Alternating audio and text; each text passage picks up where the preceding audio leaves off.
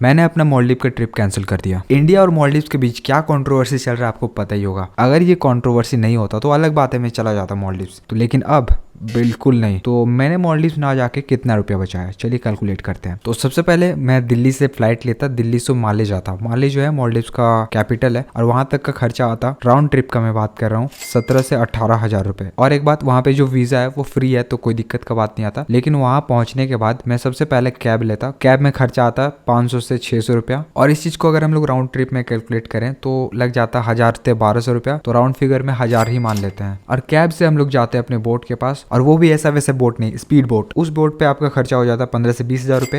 Round trip का बात कर रहा हूँ फिर से, तो अब तक हमारा खर्चा हो जाता 39 हजार रुपए। और ये आपका ट्रेवलिंग एक्सपेंसेस है, तो ये 100% लगना ही है, जो कि बच गया ऑब्वियसली, नहीं जा रहा इसीलिए। और ये तो कुछ भी नहीं है। इसके बाद जो खर्चा आने वाला है वो होने वाला है सबसे इंपॉर्टेंट और सबसे बड़ा खर्चा, और वो होने वाला है वाटर विला का खर्चा। वाटर विला जो है वो प्राइवेट आइलैंड पे होता है, जिससे कि आपको पहले ही बुक करना पड़ेगा। बुकिंग में आपको 1.5 से 2 लाख रुपए लग सकता है। वैसे तो इस विला का प्राइस 50 से 60 हजार रुपए होता है, लेकिन यहाँ पे जो टैक्स है वो बहुत ज्यादा है, मतलब 230% तक टैक्स आपको लग सकता है। अब हम लोग बात करते हैं कि इस विला में आपको क्या मिलता है। इस विला में आपको मिलता है एक लग्जरी लाइफ, भले ही वो कुछ समय के लिए होता है, लेकिन वो लग्जरी होता है। और यहाँ पे जो आपका खाने और पीने का खर्चा है वो इंक्लूडेड रहता है। और खाना और पीना मैंने अलग इसलिए बोला क्योंकि वो अलग ही है। यहाँ पे आपको पानी नहीं पिलाया जाएगा, समझ रहे हो ना। कुछ महीने में तो पानी बैन ही समझ लो, यहाँ पानी नहीं पिया जाता है यहाँ पे। और नेक्स्ट खर्चा है आपका खाने पे। अगर आप बाहर से खाना खाते हो तो बाहर अगर आप एक मील भी खाते हो एक जन, तो आपका 1000 कहीं नहीं गया, 1000 रुपये आपका खर्च होना ही है। वैसे तो ये विला वाले पैकेज में इंक्लूडेड होता, लेकिन अगर बाहर से खाने की जरूरत पड़ जाता तो ये खर्चा होता। और नेक्स्ट एक्सपेंस है, अगर मुझे कूदा फांदी करने में थोड़ा सा भी इंटरेस्ट आता, कि लगता कि यहाँ से कूद जाते हैं, वहां से तैर लेते हैं, कुछ भी कर लेते हैं, तो हर एक वाटर एक्टिविटी पे 20,000 कहीं नहीं गया, 20,000 मिनिमम लगना ही था। और अगर कभी प्यास लग जाता है गलती से, मतलब पानी का नहीं, समझ रहे हो ना, उस चीज का, तो उस पे आपको खर्चा आ जाता 700 से 800 रुपया पर बोतल। तो ये हमारा पर डे का एक्सपेंस हो जाएगा। मतलब एक दिन में इतना ही काउंट करोगे ना, इससे ज्यादा भी करना है क्या। तो इस पे हमारा खर्चा आ जाता